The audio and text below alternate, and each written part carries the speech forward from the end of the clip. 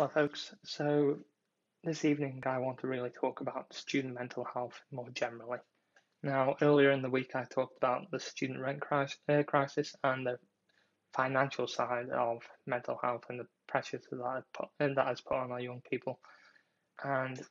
today I just want to talk about it a bit more generally and really highlight some of the impacts or difficulties that lockdown has had on some of our young people. Now, generally speaking, there's over a quarter of our young people, the vast majority, not a small minority, have suffered with some form of mental well-being challenge over the course of 2019-2020 in some way, shape, or form, and that is financial pressures and stress, general stress, or other specific mental health challenges such as depression and severe anxiety. Now, when you're talking about the negative impact, over 60% of young people have recognised that there had been a negative impact on their education in their view, based on the pressures that lockdown and COVID more broadly has had on their education. And this is something that is not just an isolated case for some particular universities. These are cases, broadly speaking, across the board at different university campuses, including those that have handled the crisis better and provided more adapted educational resources. And there will certainly have been universities and institutions which will have been slower, which will likely have caused greater anxiety and greater stress for learners. And equally, the main thing to highlight is that's not to point blame. There is differences in application, there's differences in ideas, and it's a learning experience for the institution as well. But some of these changes and some of these impacts have put learners at a disadvantage, and that is something we have to recognise. Now, on top of general mental health, regrettably, there have been students where there have been cases of the day-to-day change to their lifestyle, the pressures, both financially, socially, and more generally in terms of their academics, has pushed some students, like it has some adults and other people, into similar situations where regrettably they felt like they've had no choice and have regrettably then taken their own life. Now, one of the reasons for doing videos like this is to highlight there are resources around and there are people to talk to, even if that is engaging with someone on social media, getting in touch and asking just for elements of their time. I've spoken to different learners who've had mental health crises over this pandemic, and even if that is just talking to them about challenges that they faced with their course and trying to help them with that academic pressure, anything that you can do to with your friends, your family members, or even if you're in a position to talk to a complete stranger about their mental health, using resources such as contacts in the Samaritans, Mind, and organisations like Yana. All of these are resources that young people in certain trades can access, so that they know they have someone to talk to and someone to importantly listen to what you're going through, and you certainly won't be the only one in that situation, so don't feel like you're an isolated case. Now, the other thing to bear in mind is that certain learners, both from my own personal experience with college students who are going to university and some who are thinking of leaving college to enter the job market, there will be a greater anxiety around both university and college leavers around the job market and how they can effectively engage in society in terms of getting their first job and getting that job in place where it can support them and being in the field that they've trained for. Now, some industries will find this really easy. So these are sectors like medicine, agriculture, and so on, where the industries have not been as adversely affected as other industries. But for students who are in sectors which have been heavily challenged, the arts, hospitality, travel and tourism, we need to think about how we effectively make sure that they don't become a lost generation of students and workforce, and how we effectively make sure that there's adequate support put in place to either allow them to upskill and train prior to joining the job market or support them in their transition into a recovering industry and recovering sectors. So the other thing to bear in mind is there are elements of support structures and there are reports which have been done by the likes of Randstad, looking particularly at how students, young people have access to different resources and what level of support they feel like they've gained from these resources, such as counselling support, financial support, and what has been their anecdotal experience, as well as looking at statistical evidence of where the impacts have been and really recognising where the weaknesses in our institutions are in terms of where we need to put more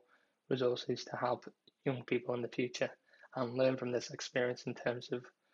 how young people react in isolation and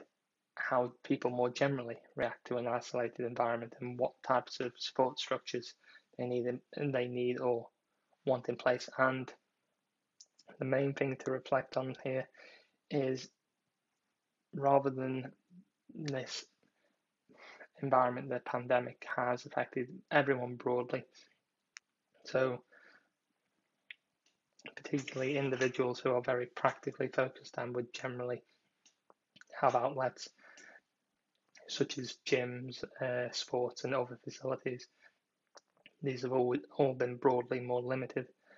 during the lockdown period, and recognising how we can encourage both positive health and well-being and positive mental health, and crucially how businesses and health clubs such as gyms and sports centres have been really highlighted as a core element of mental health and what support that has had for our older and younger generations. Now, other things to bear in mind as well is the challenges faced by some learners who are selecting universities and selecting the courses that they want to start and join. A lot of universities that they will have either chosen to study at or are choosing to study at, they won't have been able to see. And even though some universities have put on absolutely fantastic open days, the likes of Harper Adams Virtual Open Day, Nottingham Trent, Lincoln, all of which have done very high quality virtual open days and tours. And I'm sure there are plenty of other institutions which are similar. These are just ones I've personally seen. Now, what that's done is given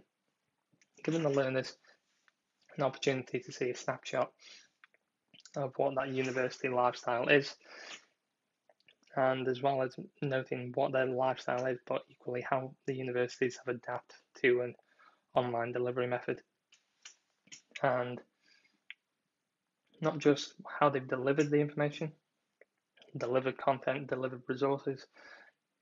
but what the more broad support structures that they put in place have been, and how that will effectively have helped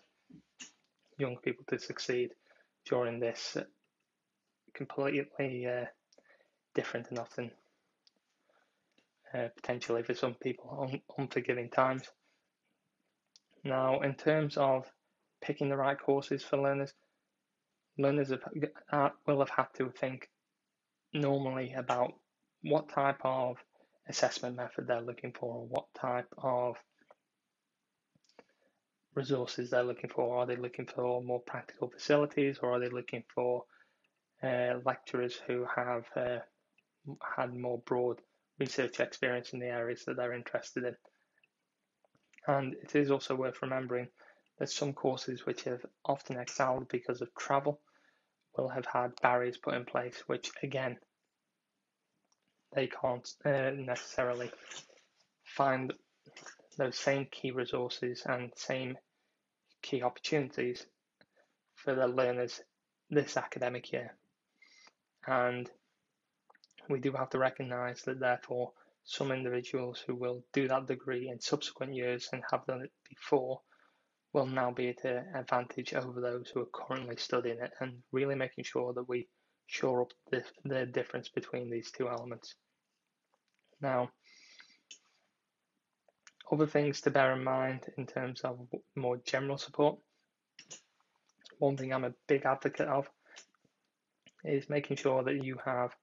mentor schemes. And the reason for mentor schemes more broadly, and why we need to, these are areas such as, so a mentorship might be in careers, it might be in financial help or financial skills. And those financial skills don't have to be economics, accounting, or anything to that degree or that skill, but it might be helping people who might not understand how mortgages work, helping individuals who might not understand how different forms of rent work, or how different forms of contractual agreements, what a credit score is, and really recognizing how you can mentor someone through this so that you enable their social mobility to effectively allow them to better themselves and continue to improve, and to recognize different challenges that certain demographics will have had, whereas people who have had more experience and more access, and potentially parents who have had that experience or had that knowledge, will have been able to pass down naturally, whereas individuals who may not have had someone in that position to teach them, whether not having a teacher who's potentially had the time to go through that form of delivery with them, or whether they've just simply not had access to resources or different facilities. It's making sure that by doing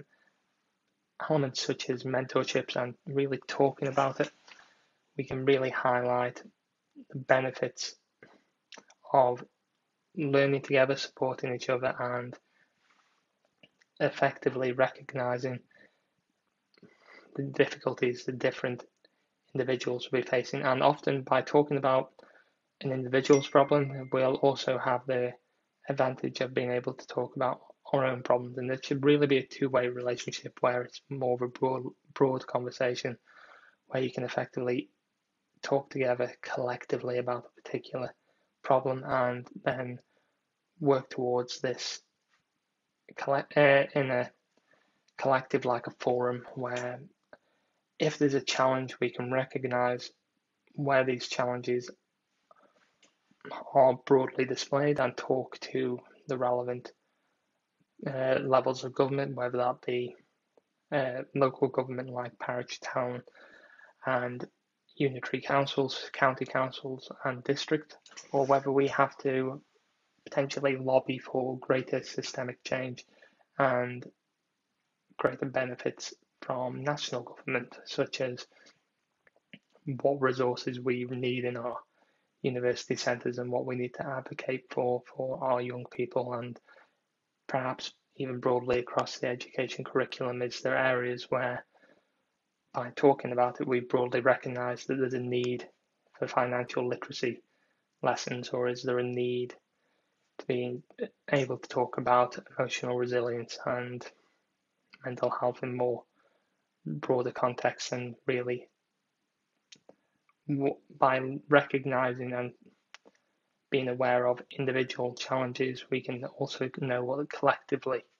these challenges are and how we effectively do something about it. Now, other elements to bear in mind, and particularly surrounding the student rent point that I brought up earlier in the week, is recognizing that financial pressures should not be, obviously they are going to be a focus and they are going to be something that is going to have an impact on individuals' lives, but there are resources out there, and please do talk to the likes of Citizens Advice to get ideas or more broad support of what different resources can be provided to families and to individuals to really point you in the direction of what facilities that they can help you out with, especially if you were living away from your parents and you don't necessarily recognize or aren't familiar with all the different terms and key information that's coming from different letters and different companies, and speaking to someone who has that advice, and these people have specialized in these areas to offer you support. Equally, recognizing that universities have support structures in place, such as hardship funds, scholarships, more general funding to help individuals that are facing financial difficulty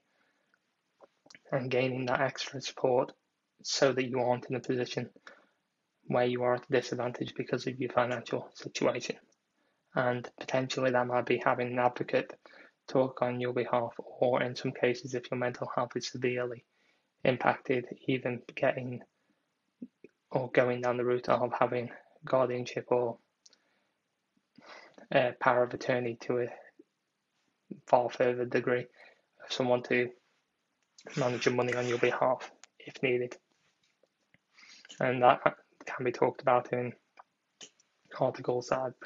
previously touched on. Now, other things to effectively remember is when you're talking about student mental health in more of a general context, it's recognizing the areas where they feel they're at they feel like they've been impacted, and what are the core issues that they feel like what issue is really being that focus of their life, and where is that anxiety or that stress or that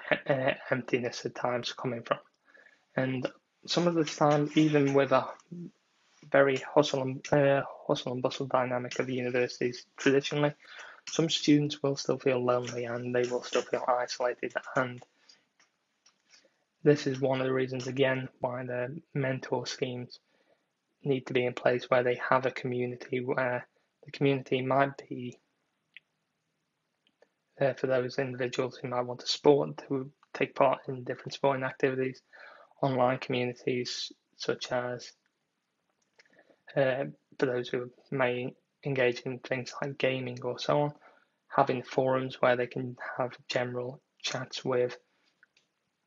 other like-minded peers, or potentially volunteers or people who are in a more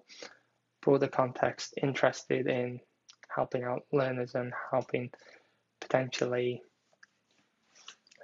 form those forms of connections and offer advice.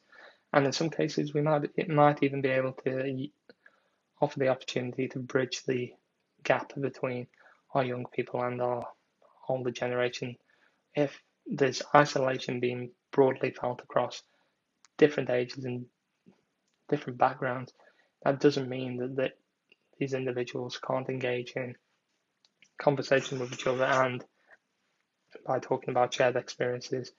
the sympathy and empathy that can be built up could generally have a benefit for all involved.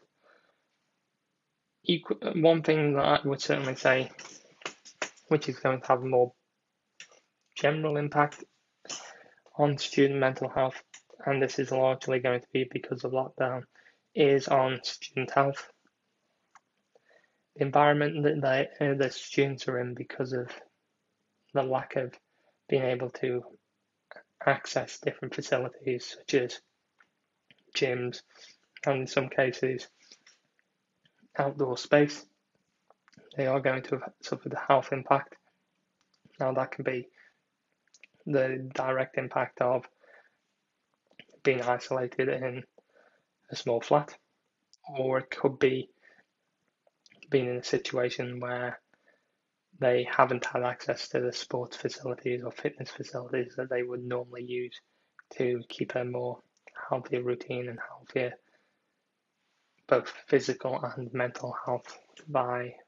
effectively relieving some of the stresses that they would potentially build up throughout the day or throughout the week. Now, in terms of more generic points, looking more at the anxiety side of it, we've talked about finance, but equally talking around the pressures that the shared pressure between academic and employment related stresses, such as not knowing if they are going to be able to earn enough money to fund their accommodation, but equally not knowing how they're going to be assessed and what type of impact these assessments are going to have on their future, both on their future mental health and their future future mental health in terms of the jobs that they're going to get, but equally their current health in terms of their anxiety or thinking, what grade am I going to get? I don't feel like I'm prepared for this particular assessment, and recognizing what they can do effectively. So, main tools that can be used to effectively help this, because trying to put this a bit of a positive, as I've said, mentorships and forum environments where learners can broadly, and it shouldn't just be isolated to young people, but where those in the community who want to talk, who want to discuss a particular topic, or they may just want to chat about their day and about different difficulties or challenges they've had, can share these shared experiences in the group setting. Recognizing that although they might not have access to gyms or equipment, that they can still exercise in most areas, such as being able to go for a run, going for a jog, or cycle. And equally, once we start to ease out of the lockdown, going back to volunteer with local dog walking groups or kennels. Try and help out with maybe even gardening, horticulture,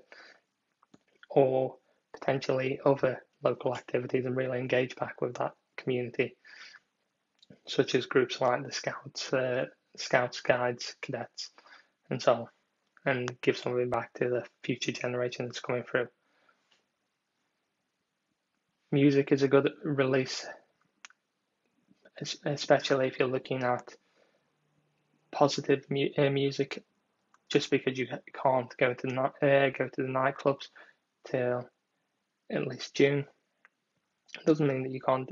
have a bit of a dance, have a bit of a moment to let your hair down, and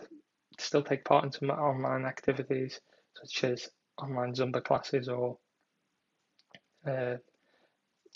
Zoom yoga, where using these more healthier environments and engagement with music would really benefit you mentally. Chat to your friends, family, and so on via the phone. Talk to them often where you can, but try to do this at times where you would normally feel more pressure on you in terms of isolation. So you're breaking up your day more, rather than times where you have a chance to interact with members of your flat when you return to uni, or when you're in positions where you're just thinking about something and you want to talk to someone. Just pick up the phone, call a friend, a family member, or potentially engage with some of the mental health charities if you need to and you are very anxious and very worried. Pick up a book that isn't a textbook. Read something, ebooks, or listen to a podcast and engage with something that's different than your course material, and listen or read something that is constructive and takes that opportunity to escape your current environment and just think about something else. Particularly a very good fiction book that you might be, and that can be whatever you're interested in, whether it can be crime or action, adventure or fantasy, whichever genre suits you. Make time for yourself. Practice a new hobby, things like cooking, baking, and trying something different. And if all else fails, write some of this down. Keep a journal. Put some of your stresses on paper and release some of these pressures to go away by effectively just putting pen to paper and seeing what benefit that can do. Because using these type of resources can help, and they do help, and they have been proven to help in different contexts.